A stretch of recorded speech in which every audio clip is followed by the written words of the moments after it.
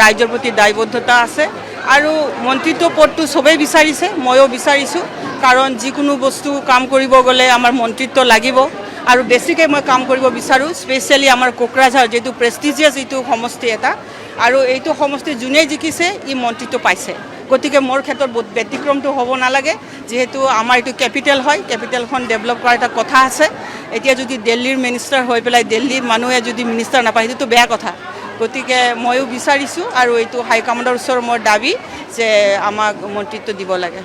মন্ত্ৰী যদি নিদিয়ে সেইটো হাইকমাণ্ডৰ কথা, MLA হৈও বহুত কাম কৰিব পাৰে, কিন্তু মন্ত্ৰিত্ব পালে আমাৰ সমাজে ভাল পাব, মাতৃ সমাজে ভাল পাব, যুৱ সমাজে ভাল পাব আৰু এইটো ৰাইজৰ কাৰণে এটা উপহাৰ হ'ব।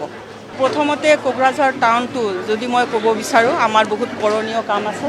মই চহৰখন আটকধুনীয়া হোৱাটো বিচাৰোঁ আৰু নাৰী সুৰক্ষা আৰু আমাৰ যুৱ প্ৰজন্মৰ কাৰণে কৰ্মক্ষেত্ৰ মই কৰিব বিচাৰোঁ আৰু তাৰ লগতে আমাৰ যিখিনি অঞ্চলত আমি কেতিয়াও ভোট পোৱা নাছিলোঁ বিপদ হিচাপে, সেইটো অঞ্চলত আমি ভোট পাই আহিছোঁ আৰু ইহঁতৰ কাৰণে মই কাম কৰিব বিচাৰোঁ।